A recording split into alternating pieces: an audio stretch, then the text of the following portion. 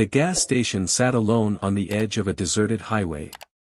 The dim fluorescent lights flickered, casting eerie shadows across the cold concrete.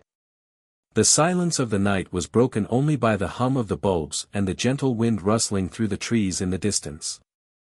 Daniel Harris was used to driving through the night. The long stretches of road opened up before him like an escape, a place where he could think, let go of the pressures of work. Tonight was no exception. He pulled his sleek car into an empty pump, stepped out slowly, and stretched to ease the fatigue. He had just reached for the fuel pump when the flashing lights reflected on the rear windshield caught his attention. Red. Blue. A police cruiser rolled slowly into the parking lot. At first, Daniel ignored it. Police patrolling roads like this were common. But then he noticed something strange. The officer remained seated in the car, watching him through the window. There was a long silence as he assessed the situation. After a moment, the car door opened. A young officer got out, adjusted his belt, and walked forward with a tense expression. His hand hovered near the baton, ready. Daniel sighed, took a deep breath through his nose. He knew how this would go. The officer's voice was sharp and authoritative. "Would you mind telling me what you're doing here?" Daniel turned, resting his elbows on the roof of the car, his gaze calm. "I'm getting gas." The officer narrowed his eyes, as if he didn't like the answer. "Is this your car?" Daniel glanced at his car and then turned back to face the officer. "Do you want to see the papers?" The officer's gaze wavered a little. He seemed to be checking more than just the papers, he was waiting for something. His stance shifted, legs spread wider, shoulders squared, ready for action. Daniel watched him. The way his fingers twitched. The way his eyes scanned the clearing, searching for witnesses. But there was no reason to doubt. No laws had been broken. The tension in the air was so thick it could have been cut with a knife. And then, before anything could escalate, the roar of an engine rang out. 3 sleek black SUVs pulled into the parking lot, stopping abruptly. The doors swung open in unison. Figures stepped out, the streetlights glinting off the cold metal at their sides. The cop turned, his body stiff. Daniel didn't move, but he could feel the drastic change in the situation. The dynamic power of this confrontation had now completely reversed. He narrowed his eyes, a small smile forming. "Looks like you picked the wrong person to teach." Daniel stood under the flashing neon lights of the gas station, his eyes silently observing the police officer before him. The air was thick, the smell of gasoline mixed with the damp night air. He knew this situation could go a number of ways, but one thing was certain, everything depended on the next choices. "Show me your ID." The officer's voice was curt, his gaze never leaving Daniel's tailored navy suit. His polished leather shoes were a provocation in this space filled with the smell of car exhaust and sweat. Daniel tilted his head slightly, keeping his gaze calm. "Am I under arrest?" The question made the officer's lips press together, his jaw tighten. A trace of tension crossed his face, which was well versed in confrontation. "I won't ask again, sir." His hand touched the handle of his baton, a reminder that he was still in control of the situation. One wrong move could have dire consequences. For a moment, no one moved. Only the sound of the gas pump sounded, signaling that the tank was full. But neither of them seemed to care. The other customers seemed to sense the tension. A man adjusted his rearview mirror, but he was clearly watching them. A woman filled her soda at the entrance, slowing her pace, her eyes furtive before she quickly slipped inside. Daniel had been in situations like this too many times. He knew how to keep things from getting out of hand. But this time, there was something different. It wasn't just suspicion or power, but a tension swirling between them.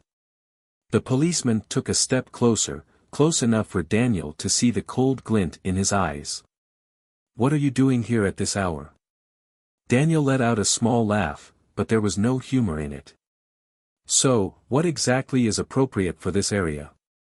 The officer didn't answer right away. He just stood there, eyes narrowed, as if weighing whether to escalate the situation or let it pass. Daniel took a slow breath, keeping his gaze steady. He wasn't about to make a mistake. Not tonight. The officer's breathing slowed, but his hand didn't leave the handle of his baton. One wrong move and things could end differently, and they both knew it. Daniel kept his cool. He'd seen this happen too many times to know how quickly it could escalate. An officer with a wounded pride could be the most dangerous thing on a deserted road. So he didn't raise his hands, didn't protest, didn't make any sort of gesture that could be misinterpreted. He just kept his hands relaxed at his sides, his voice steady. "I just filled up the gas tank. I wasn't wandering around." The officer didn't pay any attention. He took a step forward, his eyes fixed on Daniel as if considering something. "Do you have drugs in the car?" Daniel blinked, but he knew better than to react too quickly. The officer's mouth twitched, a smile somewhere between triumph and menace. "What's in the trunk?" "You have no valid reason to search my car." The officer took a deep breath, his fingers tightening around the baton at his side. Daniel could feel the tension in the air, as if a thin wire had been stretched to its limit. The officer's eyes flashed dangerously, and that's when Daniel realized. This man didn't just want control. He wanted a reaction. A flinch. A stutter, a sign of fear to justify what he was about to do. Daniel had seen this before. False accusations. Fabricated charges. Injuries later labeled self-inflicted. He knew the game. And he knew how it ended. Before Daniel could decide what to say, the officer's voice cut through the air, sharp as a knife. "Get out of the car." Daniel didn't move. The officer's jaw clenched. His fingers tightened around the baton. Then he pulled it out. "I told you." Daniel's voice didn't waver. The silence that followed was thick, as if the whole place were holding its breath in anticipation. At the end of the lot, a man adjusting his car mirror had stopped, eyes fixed on them. Inside the convenience store, a woman hovered near the glass door, her phone clutched in both hands. Even the gas station attendant, an older man behind the counter, was fidgeting nervously, his eyes darting back and forth between Daniel and the officer. But no one stepped in. No one ever did. The officer gripped his baton, his body as taut as a bowstring. He needed just the slightest pretext, a movement, an errant gesture, to act. And Daniel could feel it coming. But just then, a beam of headlights swept across the lot, cutting through the darkness like a knife, sweeping across the gas station, bathing it all in blinding light. The officer froze. In that moment, the fragile balance was broken. Under the yellow streetlights, shadows stretched across the pavement like deep cuts in the night. The cop jerked, his fingers tightening on his baton. The atmosphere was different, thicker, more tense. Daniel didn't turn. He didn't need to. The change in the rhythm of the world around him told him everything. The dull hum of engines echoed as dark SUVs slowed like predators. They stopped right next to the gas station, not hurriedly, but deliberately. Matte black windows, shiny rims. These cars weren't normal. Neither were the people inside. For the first time since the encounter began, Daniel caught something on the cop's face, a fleeting moment of uncertainty. Inside the gas station, the woman by the window clutched her phone so tightly that her knuckles turned white. Her eyes darted back and forth between Daniel and the SUVs. The man at the end of the parking lot, who had pretended not to notice, had now turned around in his seat, watching intently. Even the counter attendant was standing straighter, his hands hovering near the register as if he were preparing for something to happen. The cop turned his gaze to Daniel. Doubt clouded his eyes. "Who is it?" he asked. Daniel didn't answer. The SUV doors opened almost at the same time. The sound of leather shoes hitting the pavement rang out with strange clarity, like an exclamation point in the air. The men stepped out, sharp, orderly, immaculately dressed. But it wasn't just the suits. It was the way they stood. The way they moved. Backs straight, focused, unwavering. Headphones tucked behind their ears. The cop's posture shifted completely. A flash of recognition crossed his eyes. He wasn't stupid. He recognized these movements, this posture. These were not the kind of people who walked into a situation, they walked in with a purpose. The cop's eyes slid back and forth between them and Daniel, trying to piece the puzzle together. And then, one of them stepped forward. Tall. Salt and pepper hair. Hard-faced, without a trace of excess. He didn't even glance at the cop. "Sir." His voice was deep, but as hard as forged steel. "Are you okay?" he asked. He was talking to Daniel. Not the cop. Not the slightest bit concerned with his presence. The air thickened in an instant. The cop stiffened. He realized what this was. And he knew, this night was not his. The officer's baton grip loosened a little, but he didn't let go. His breath shook slightly, and he took a half step back, clearing his throat, trying to regain his composure. "What's going on here?" His voice boomed, but no one answered. Instead, two more men stepped out of sleek black SUVs, taking up positions near Daniel's car. Their eyes scanned the area silently, reading every movement like seasoned professionals. They didn't need overt weapons, their mere presence was enough. The officer swallowed. Daniel remained calm, his gaze meeting the officer's without wavering. "I was just explaining my rights to him." The words were simple, but they fell through the air like a hammer, hitting the officer's fragile belief in his authority. For a moment, hesitation crossed his eyes. The baton in his hand felt heavy, as if the power he had held just minutes ago was slipping from his fingers. But he wasn't ready to back down. Not when he didn't know exactly who he was dealing with. Grant's fingers twitched near the baton, instinctively. But he didn't lift it. Not with the three men in tailored suits standing silently but firmly between him and Daniel. Grant's breathing changed, no longer as steady as before, becoming shallower, more uncontrolled. He realized he was being outnumbered. Not just in numbers, but in momentum. And worst of all, he could feel it. One of the agents stepped forward, slowly but firmly. His hands were relaxed at his sides, but his presence radiated an unspoken power. No voice, no threats, no weapons. The officer squared his shoulders, trying to retain the last of his dignity. "Will someone tell me what's going on here?" But his voice had lost its usual edge. It was no longer a command, but a demand. The agent finally spoke, turning to Grant with a calm but appraising gaze. "And you are?" The officer blinked, cleared his throat. "Officer Grant, LAPD."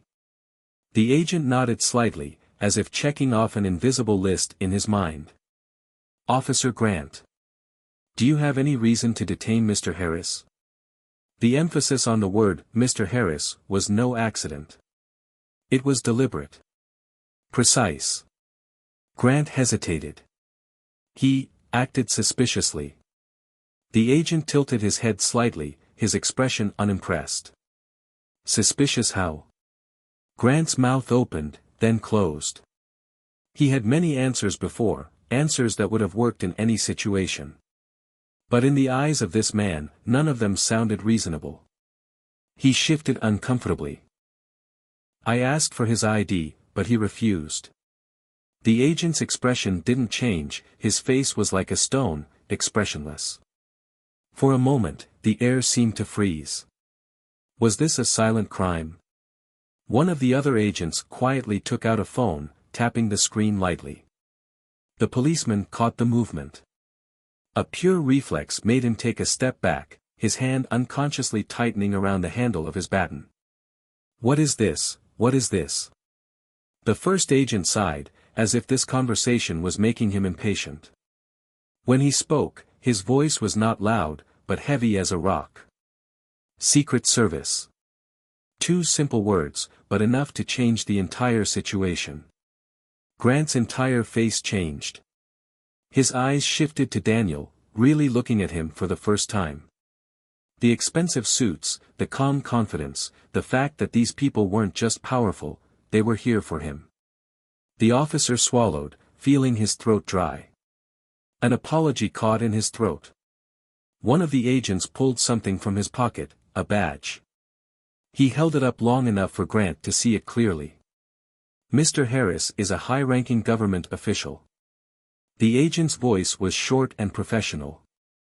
And you just tried to arrest him without cause. Grant's Adam's apple bobbed. He could feel the cold sweat on the back of his neck. The gas station fell eerily silent. No one was pretending not to be watching anymore, the man in the car, the woman at the window, even the cashier inside. They had all seen it. A moment of total power reversal. Grant took a step back, his hands shaking. The baton at his side, once a veiled threat, was now useless. He could feel it, the change in the air, the inescapable truth, he was no longer in control. Daniel looked at him, his eyes unreadable. And finally, he spoke. I was just explaining my rights to him. Not loudly. Not angrily. But the words hit hard. Because this time, it wasn't Daniel who needed protecting. It was Grant who had to be afraid. The officer's breathing was ragged and ragged. He was no longer standing erect as a symbol of authority, but rigid in his own disbelief. Everything seemed to weigh down on him, not just the badge on his chest, but also his guilt, a heavy, oppressive blanket. The gas station was quiet.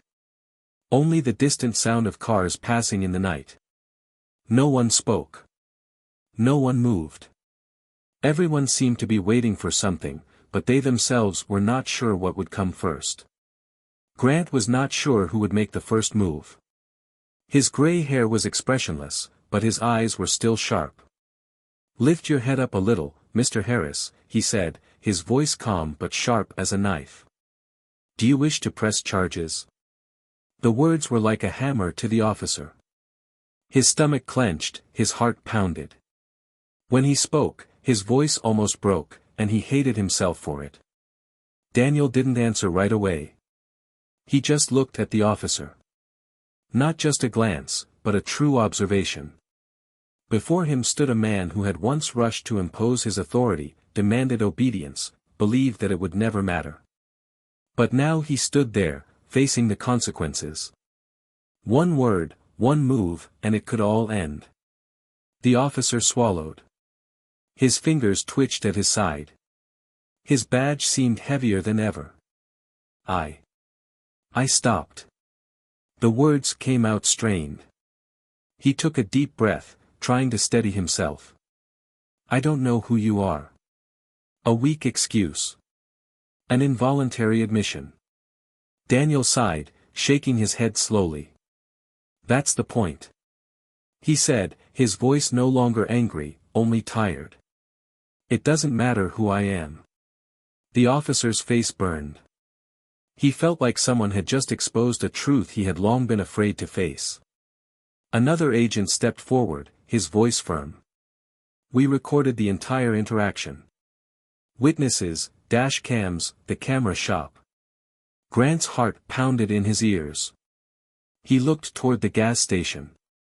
The woman was still standing by the window. The man in the car was still staring. They had seen it all. And he knew, this would not be buried. Cold sweat rolled down the back of Grant's neck. His breathing was ragged, as if his body had lost control of its own rhythm. One of the agents standing nearby glanced at his watch, then back at Daniel. Daniel sighed, rubbing his jaw, his fingers pausing for a moment as if considering something. Finally, he looked back at the officer. You can't do this. His voice was low, calm, but there was a warning in it. Not to me. Not to anyone. Grant tried to hold his gaze, but it didn't last long. He had faced crime, faced danger, but it had never felt like this, a naked failure, without justification. Daniel didn't need revenge. He didn't need to see this cop lose his job or be punished. The lesson had been taught, and that was all he needed. With a slight nod, he signaled to the agents. "We're done here." No one argued. They moved smoothly, like a mechanism that had worked too many times before. Daniel walked to his car, opened the door, slid into the driver's seat, and drove away. No sirens, no handcuffs, no last-minute power struggle. Just a man leaving the gas station, leaving an officer to confront his own mistake. Officer Grant stood there, motionless, watching the taillights of Daniel's SUV disappear into the night. The other cars lingered a moment longer, as if giving him one last chance to process what had just happened. Then one by one they quietly drove away, joining the traffic on the deserted road. And just like that, it was over. But it wasn't. Grant's heart was still pounding against his ribs, his hands still clammy despite the cool night air. His entire body was stiff, locked in place by the weight of what had just happened, or rather, what had almost happened. The gas station was silent. The woman behind the glass turned away, finally entering the store. The man in the nearby car shook his head, as if remembering this moment before starting the engine and leaving. Even the cashier said nothing, just silently watching before bending down to check his screen. No words were exchanged. No one needed to say anything. Because they all knew, Grant had been exposed. Not by force. Not by force. But by something much worse. Accountability. Grant stood there, his breathing slowing as the reality pressed down on him. In the past, his power had always been a given, a tool to be twisted at will. He had been used to obedience, to the wary glances he received when he gave orders. But tonight, things were different. Daniel Harris did not fear him. He did not hesitate, did not duck, did not allow himself to be overwhelmed. The others did not even consider Grant a threat. His very presence, all the power he had ever held, suddenly became meaningless in the face of this reality. It was a brief moment, but it shattered every belief Grant had ever held. His chest tightened as dark thoughts raced through his mind. If those SUVs had not come, if there had not been witnesses, would he have done it? Would he have pinned Daniel to the hood, twisted his arms behind his back, and handcuffed him? Would he have justified it with empty words about defiance, about his authority? His stomach twisted. He didn't know. Maybe not. But maybe. And that disgusted him more than anything else.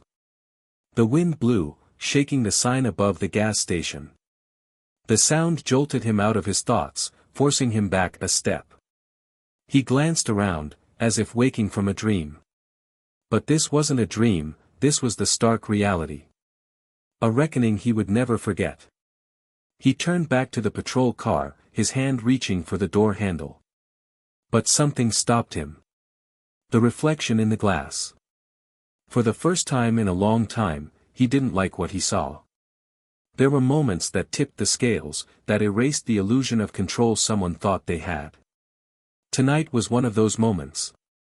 For too long, people like Daniel Harris had had to adjust their every move, every word, to survive. But why? Why does a person's life depend on the state of mind of someone in power? Why does survival depend on whether a black SUV arrives at the right time? What about those who have no one to defend them? What about those who no one cares about? It's easy to ignore a problem that doesn't affect you. But silence, over time, only makes people complicit. And real change only happens when those in power decide to use it properly. Write me a story similar to this, with a character, a setting, and new emotions, one where they are forced to confront their own reflection.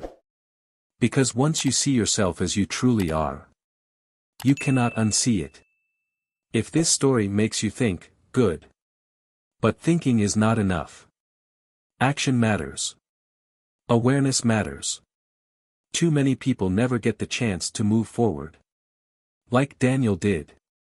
Too many people never get the privilege to prove their humanity after being treated as a threat.